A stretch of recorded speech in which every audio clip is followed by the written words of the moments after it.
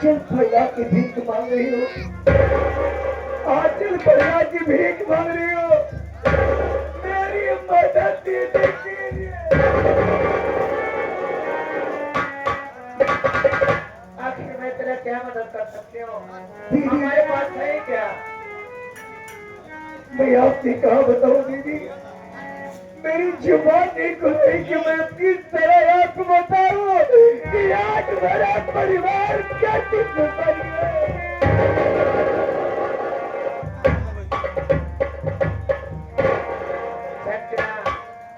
अगर तू खुश है तो हम लोग खुश है संतना, हम लोग तेरी खुशी तक देखते आए हैं ना।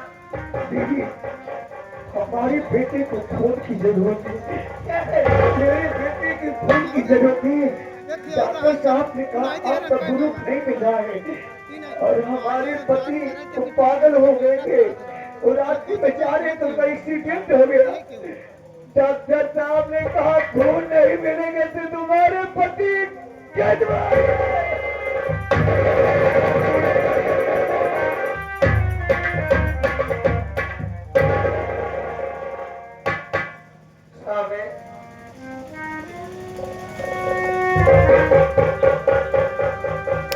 क्या बात है दिनेश? चंचल आइए आरोप करेंगे हमारे बेटे का एक्सीडेंट हो गया है। उसका बेटा बीमार है, अगर उसके बेटे को खून नहीं मिलेगा तो इसका बेटा मर जाएगा।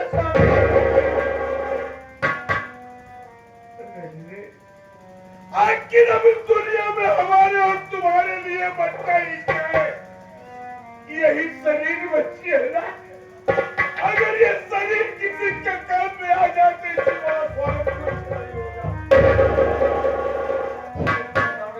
चलो हॉस्पिटल चलते।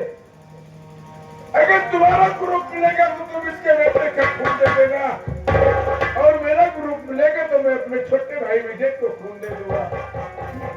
आओ शाबाश।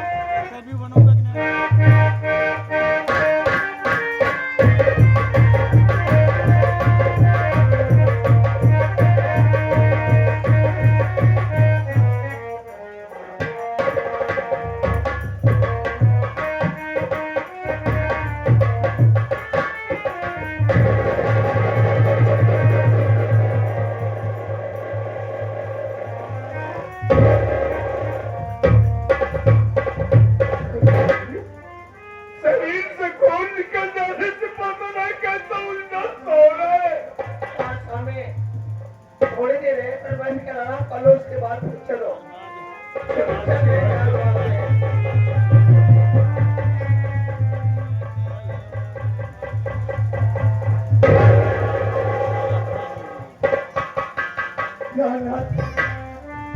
आप तो ठीक हो गए। मैं बहुत जगह गई, तुम्हारी ये खून मांगेंगे, पैसे मांगेंगे, लेकिन जब गई तो हरिओम दरवाजे बंद कर लिए। मजबूर होकर मैंने दीदी के पास गई, भैया के पास गई, तुम्हारी जीवन दान मांगेंगे। मेरा ग्रुप बच्चे के ग्रुप में नहीं मिला। डॉक्टर साहब का कहने तक जब खून लाओ, मैंने दीदी का ग्रुप बच्चे से लिया। आज दीदी भैया खून न देते तो आपका जीवन, मेरे बेटे का जीवन क्या से क्या होता।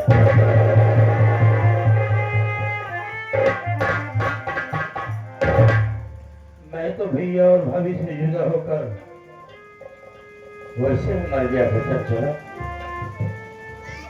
क्यों बचाया मुझे? मर जाने दिया होता। वैसे हो गई हो। मैंने गांव बीच में पैसा बहुत जगह मांगने गई, कोई नहीं पैसा दिया। कहाँ दे रहे मेरे लोग? मैं गई हर गई भाभी के पास, जो भाभी मुझे भड़काई कि नगद में आपको पैसा दूंगी। आज मेरा दिन गिरा तो मेरी भौजाई ने मेरा साथ छोड़ दिया। मैं अपने जगह अपने दीदी को ठोकर मार के घर में निकाला।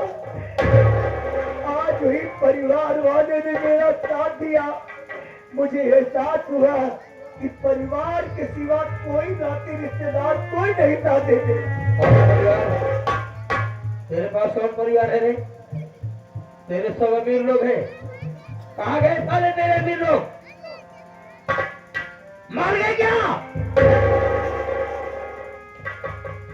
मेरे लिए क्यों भी मांग रही थी बड़े भैया के? क्यों नाक रगड़ने गई थी भाभी के पास?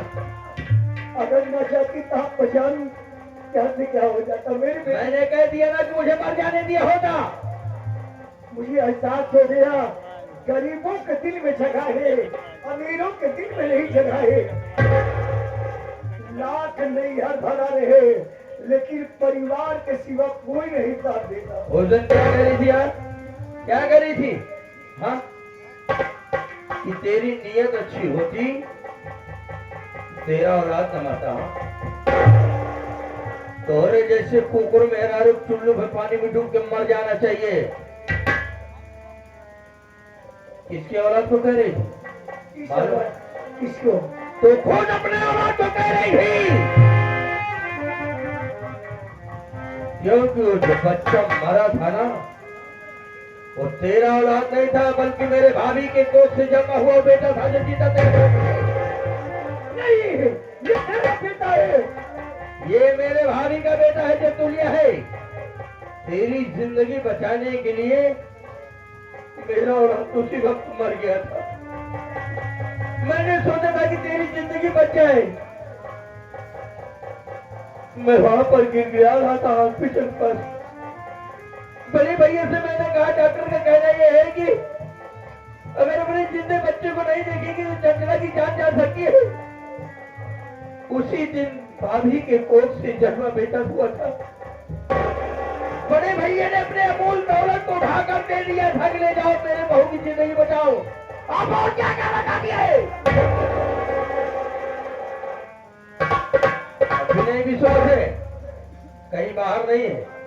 मैं बुला रहा हूँ, हॉस्पिटल के पास में ही हूँ। डॉक्टर साहब,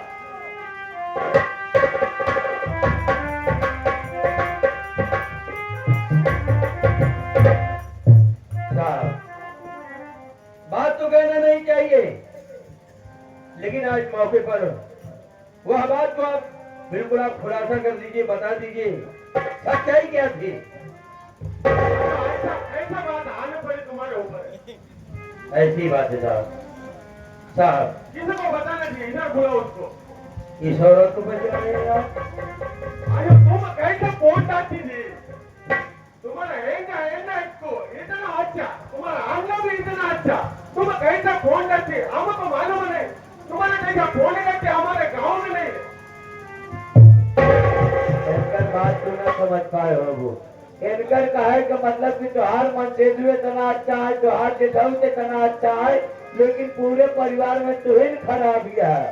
तो क्या जानकारी चाहिए होगा बताओ साहब। अयो तुम्हें जा रहे तुम मेरा कंपाउंडर हमारे इधर औरत को फोन करके बोलता और औरत के पति को एंगा इसको बोलता और बड़ा बेटे को और बड़ा भाई को अन्ना बोलता। क्या बोलेगा? अन्ना। अयो ठीक है, हम चलता, हम आपको बता नहीं आती, हम चलता डिस्पेंसरी पे। अयो सबको वही करूँ, हम चलता। कंपाउंडर साहब ठीक है, इसको भी पहचान रहा हूँ। बगल में जो खड़ी है मेरी भाभी है। देखो विजय, उस दिन की आप सच्चाई बताइए कि कहानी क्या थी जब बच्चे को इसकी जिंदगी खतरे में थी।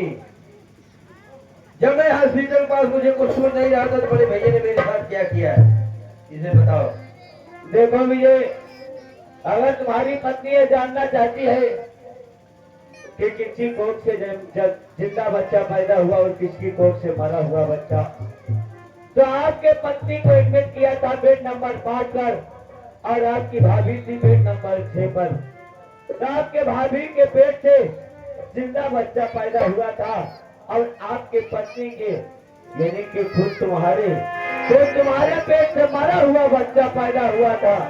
ये तो तुम्हारे पेट की महानता है, तुम्हारी जेठानी की देन है। आज जो तुम जिंदा हो, नहीं तो उसी वक्त तुम्हें सदमा लगता और तुम्हारी भी जान जा सकती थी। ये तो तुम्हारे जेठ और तुम्हारे पति ने मना किया था कि डॉक्टर साहब और कंपाउंडर साहब या बात किसी को मत बताइएगा। जब जरूरत पड़ेगी तो हम आपको बुलाएंगे, उसी वक्त इस बात का खुलासा कीजिएगा। ये बात किसी दुश्मन को भी नहीं कहना चाहिए, चाहे जितनी बड़ी दुश्मनी हो, अगर किसी का औलाद हमारा हो।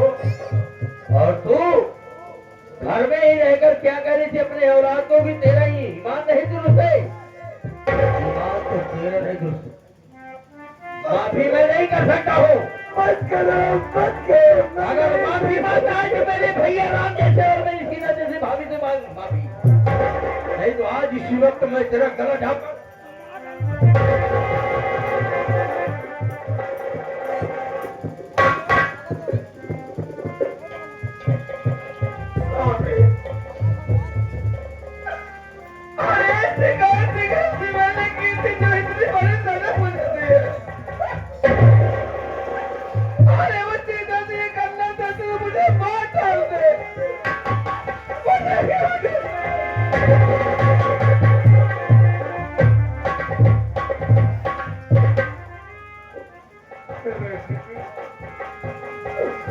अरे तुम तो जानते हैं कि माँ बाप के मर जाने के बाद मैं अपने भाई विजय को भाई नहीं बल्कि औलाद समझता। जब से इस घर में छोटी बहू आई, उसे बहू नहीं एक बेटी समझता, और हमेशा उसे उन दोनों को खुशहाल देखना चाहता था। आज तुझे मैं तुझसे झूठ क्यों बोला कि मेरी छोटी बहू की जिंदगी खतरे में, इसलिए मैं तुम्हारा बेटा मैं अपने मुन्ना विजय को दे दिया। मेरी गलती को माफ करने लगे। मैं ये सोचा कि कहीं तुझसे बता दूंगा, तू ये कहे कि मैं अपना बेटा नहीं दूंगा।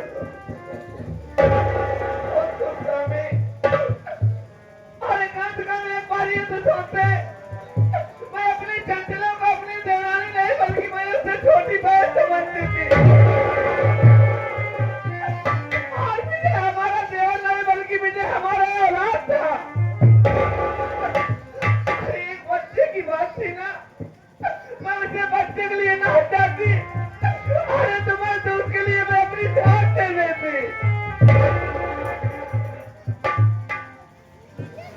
चलो ठीक है, जब कुछ और से बोल जाओ। दीदी, दीदी, ये हमारा बच्चा नहीं दीदी, ये तुम्हारा बच्चा है दीदी।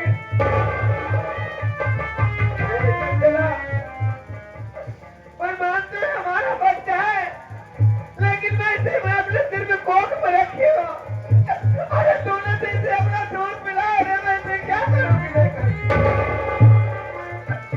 ये तेरा बेटा है, मैं इसे नहीं ले सकती। अगर मैं इसे ले लूंगी तो तू जितना नहीं रह सकती रे, मैं तो नहीं लूंगी। दीदी, मैं मानती हूँ कन्हैया का जन्म कहीं और हुआ था, उसका पालन पोषण कहीं और हुआ था दीदी। आज से हम दोनों बहन के बीच में वो बच्चा रहेगा दीदी।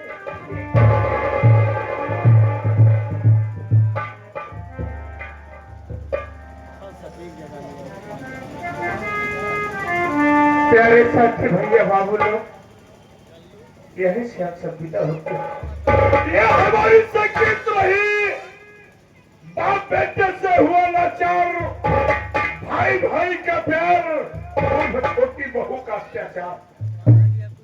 इस संगीत के रचयिता ये हमारे ढोलक पर जो संगत करते रहे अरविंद उस्ताद जी, जो कि रंगों की पावन धरती के इस संगीत को अपनी लेखनी से लिखे। अगर हम कलाकारों से खेलने में कोई त्रुटियां हो गई हो तो अपना छोटा भाई, अपना नादान बच्चा समझ करके बात कर देना। बाबू जी, जाते जाते हम नन्हे मुन्ने कलाकार आशीर्वाद की कामना चाहते हैं। बाबू, अगर हमारे साजिंदा एक नन्हे मुन्ने कलाकार ये संगीत आप